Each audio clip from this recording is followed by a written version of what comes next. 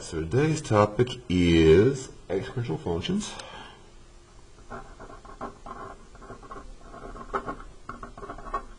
And they are used to model things like interest growth, disease vectors, population growth, things that when you graph them look like that. Alright, so your standard form is y equals a times b to the x, where a is your initial value. Think y-intercept, familiar equation. And b is your base.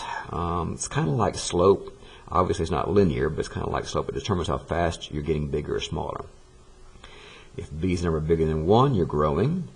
If b's number between 0 and 1, you're getting smaller. So, for instance, y equals to 2 times 3 to the x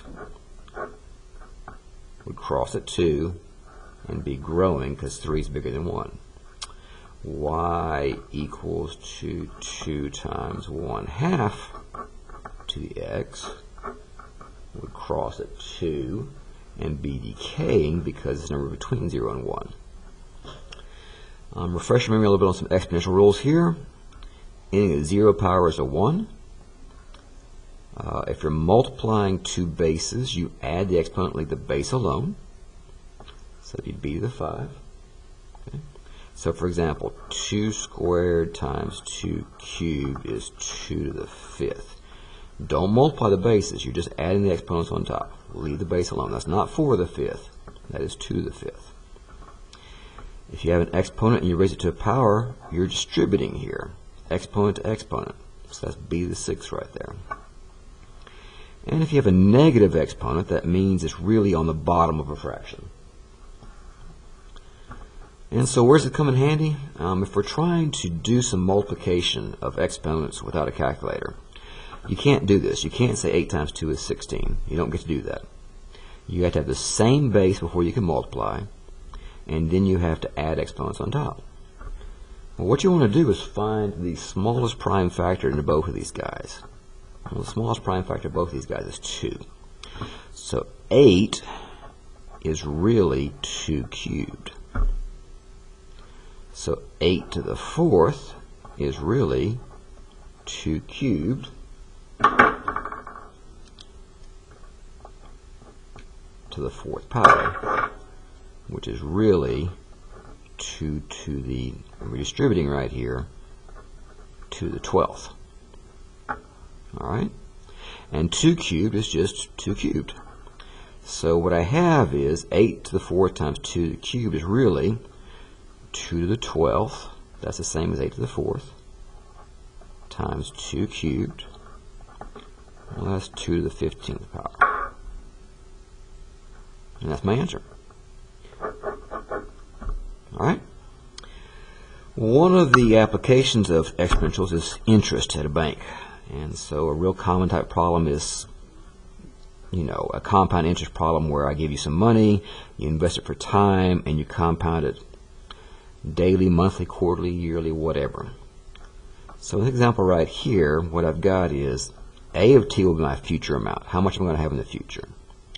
So my amount in the future, my amount in 10 years, will be P's your principal, so what you started with. It's your starting point. That's that $500 right here. Okay. Times 1 plus my interest rate. This doesn't have an interest rate. Let's call this point, we'll say it's a 8% interest. So rate equals to 0.08. So that'd be 0.08 over compounded quarterly. That means that n is going to equal to 4 quarters in a year, so n is going to equal to 4 to the power of nt, where n is again the number of times to compound, so 4 times 10 years. So I would type in my calculator, 500 times 1 plus 0.08 over 4, close your parentheses, to the power of 4 times 10 years, quarterly times 10 years. And so what you're going to have is in 10 years you will have $11,000.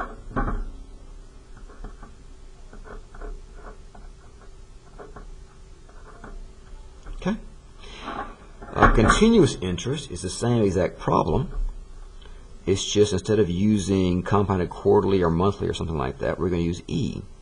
So that's going to be A to the 10, same problem, equals our principal of $500 times E to the interest rate of 0.08 times 10 years.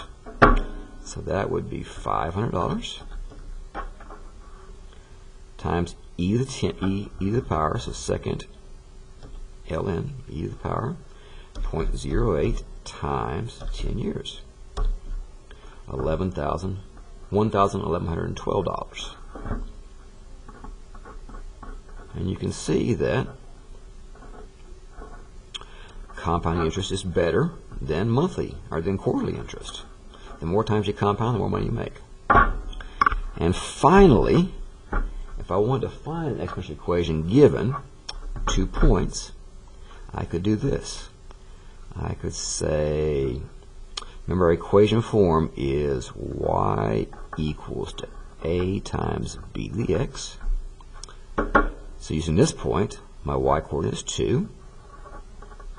My x coordinate is 3, so 2 equals a times b to the 3. That'd be one equation. And this equation would be 8 equals to a times b to the 5.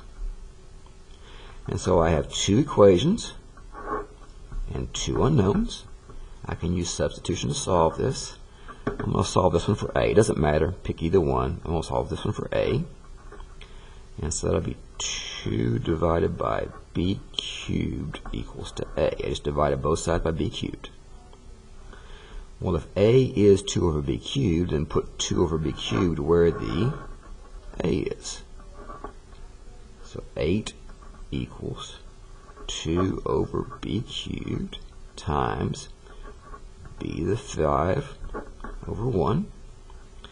What covered up above a while ago, if you're dividing exponents, you're really subtracting them. So 8 equals 2 times b squared. So 4 equals to b squared, so b equals plus or minus 2. And since we're talking about an exponential growth function here, we're getting bigger as we go to the right. It's going to be a positive 2. All right. Since b is 2, let's plug that in up here in one of these equations. Doesn't matter which one. I'll just do this one right here because the numbers are smaller. So 2 equals to a times 2 cubed. So 2 equals to a times 8. So a equals to 1/4. And I've solved my equation. And that's the type of problems you'll have on the homework sheet.